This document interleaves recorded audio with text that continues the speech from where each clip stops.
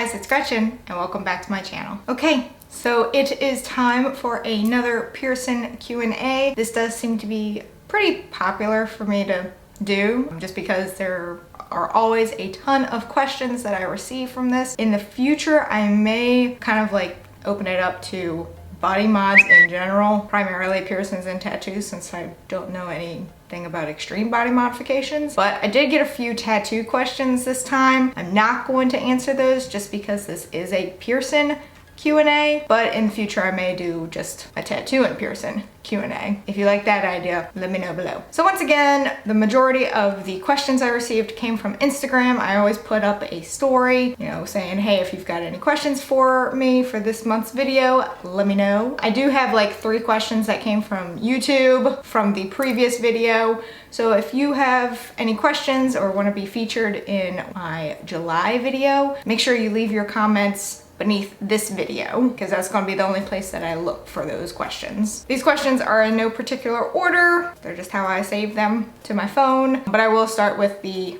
YouTube ones first. Starting us off, would you get a double conch piercing in the same ear? I've actually thought about that and I kind of like how they look. I don't think I could manage that with my current conch and I don't necessarily want a conch on this ear. Not saying that I wouldn't get it, but I just don't think how I've got things set up that it would work. Like, I feel like to get a double, it can't be centered, but maybe I could. I don't know. Can a piercing be infected without any visual signs? No redness or any bumps, just super painful? I guess it could be, or you could have just bumped it or something, could have slept on it funny and it's just sore. Usually the redness and the bumps and like oozing and stuff are sure signs of an infection, but I do know like hot to touch and painful can also be signs of an infection, and you don't necessarily need to have all of those symptoms in order for it to be an infection. So yes, it is possible, but there are also other possible reasons why it might be painful. How long does it take for your nose piercing to heal? Everyone's body's different. Everyone heals at different rates. It also depends on which nose piercing you're talking about. Are you talking about like an actual nostril piercing? Or are you talking about a septum piercing? Because septum piercing took like no time to heal, but at least for me, both of my nostril piercings took forever to heal. So it really just depends on your body. Because it is cartilage, it can take up to a year to heal for the nostril. For your septum, 3 months, maybe, if that. I know mine was healed after 6 weeks because I changed it and it was fine. So it all depends on your body. I'm having trouble finding a titanium doth ring on Urban Body. Could you link the one you use? So the one that I use actually came from my piercer's shop, but it is by Metal. I always pronounce it wrong, so that did come from the Pearson shop, but I will see if I can find something. You can use a septum clicker or captive bead or anything that will fit in that space. It doesn't necessarily need to be marketed for your doth. It doesn't have to say that it's specifically for that piercing. It can be for your septum. It can be, for a helix. Just try and find titanium if that's what you're looking for, and make sure that you get your diameter correct. How do you feel about genital piercings? You do you. It ain't for me. How do you clean your septum? The way I clean any of my piercings, pretty much all the same. I take a Q-tip, I spray the crap out of the ends with H2O, and I just get up there and clean around it. Pretty easy. Septum is pretty easy to clean. It's also easy to heal, I found. Are you gonna get your tongue done? I've gone back and forth about whether or not I'm gonna get my tongue done. I don't know when is a good opportunity for me to get my tongue done, especially since a lot of people say you get like your speech gets a little messed up during the initial days after you get the piercing done, and I have to answer the phone a lot and I need people to understand what I'm saying. Not entirely sure when I would get it done, but I'm also not against getting it done. I mean, it's a piercing that I could hide pretty well other than those first initial days afterwards. But I'm talking like this because my tongue is so swollen and I can't keep it in my mouth. Was that a good impression of a swollen tongue? Nipple piercings, yay or nay? I personally like them. I've thought about them before. Am I gonna get them done? Probably not. Just because I mean, I feel like it would be between tongue and nipple piercings, which one I would get. I'm not entirely sure I would get my nipples done. How do you feel about piercing babies' ears? Ooh, this is a good one. Thank you for asking this one.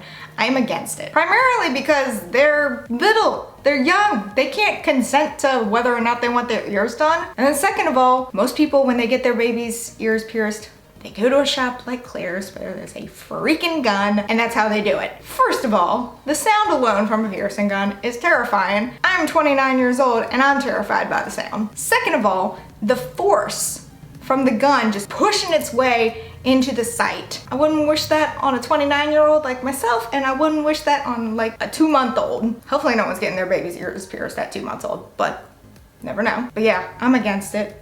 Primarily because a baby cannot say, "Hey, Mom, Dad, Grandma, Grandpa, where in the hell is taking me to get my ears pierced? I want this done." or "I don't want this done." I feel like you should wait until they're like, "Hey yo, I want to get my ears pierced." How long does the septum take to heal? Okay, so this one's a little bit more specific than the other one that said how long does it take nose piercing to heal. Septum piercing, for me it didn't take long at all. I swear it was healed by 6 weeks, but they kind of give you the rough estimate of 3 months, so I'd stick with that. But again, everybody's body is different and heals at different rates. Have you ever considered get all your piercing with gold jewelry? No, I'm not a fan of gold, especially if it's yellow gold. I am not a yellow gold person. I am like a white gold, if I do gold in any capacity. But for my piercings in general, no, because gold is very soft and I would much rather stick with titanium just because that's my preference. What's your favorite and least favorite piercing you have? Okay, so that I have, my favorite is my septum. My least favorite,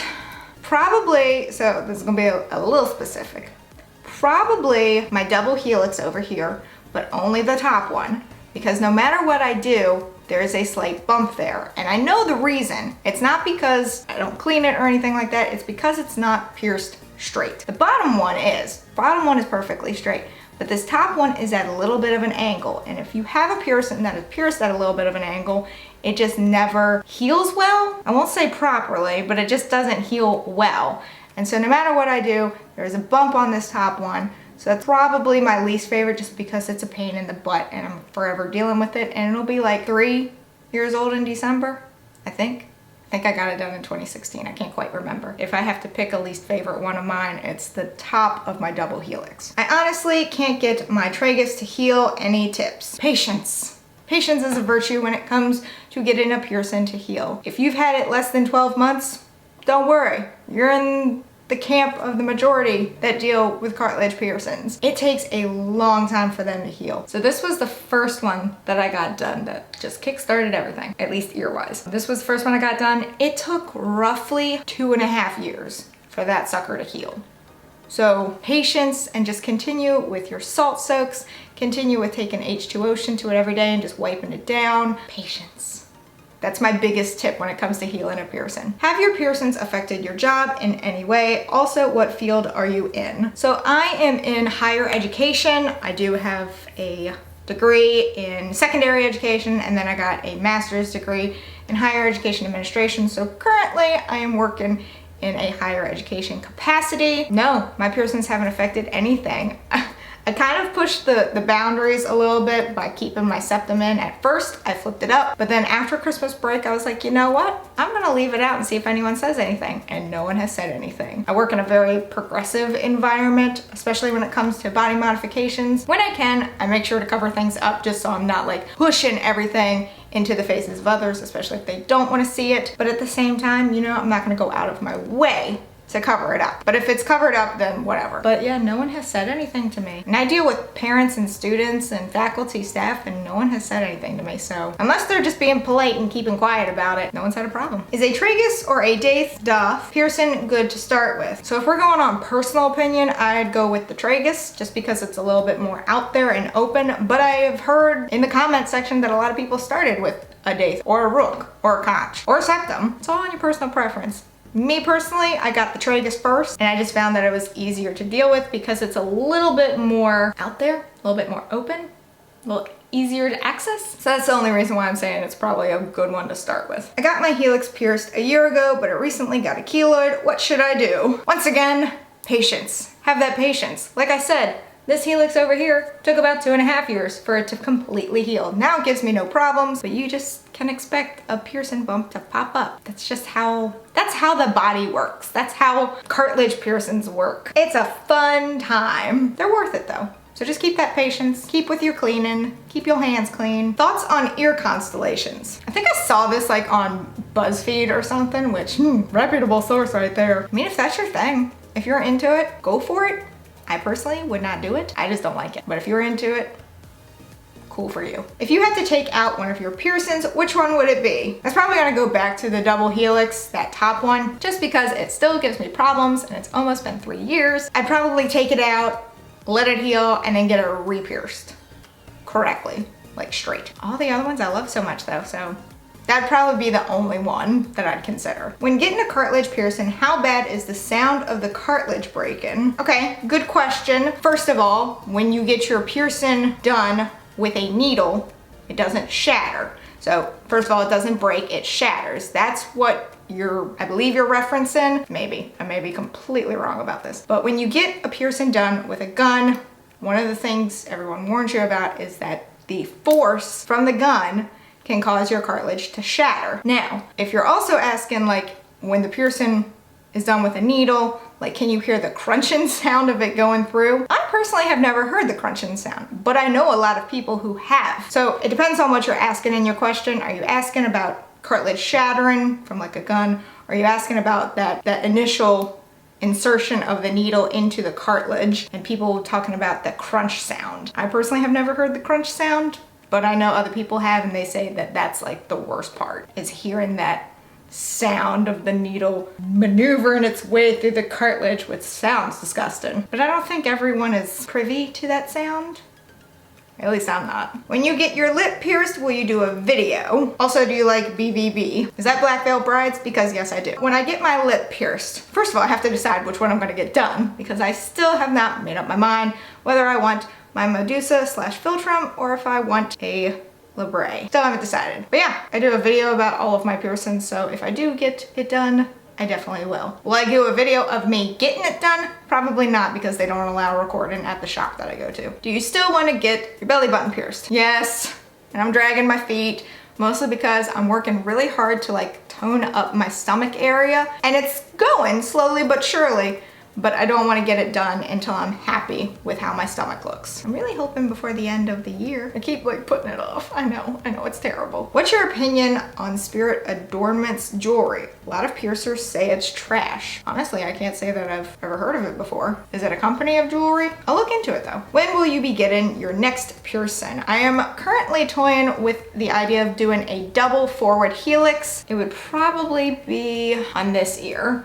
Over here, do a double one. A lot of people do a triple one. I feel like that's a lot going on in a tiny space. So I am currently considering a double. I am going to Disney soon, so it'll probably be after I get back from Disney. What is the best way to clean your doth piercing? First of all, I appreciate you putting the second pronunciation there for all the people that, are like, why are you saying it that way? Like any of my piercings, I say the best way. And a lot of people don't like Q-tips because they leave fuzzies behind. I prefer it just because it's easier to use. I don't ever find fuzzies being left behind, but I'll just take a Q-tip, spray it with H2Ocean, and clean in there. If it gets a little gnarly, that's when I start doing the salt soaks. And the final question is, how much does it hurt to get your tragus and conch pierced? Okay, so 2 different piercings. For me, conch didn't hurt at all. It was a complete breeze. Tragus for me hurt a little bit just because my tragus is super tiny. So it took the piercer a little bit more finagling to make sure that it was pierced in the center and like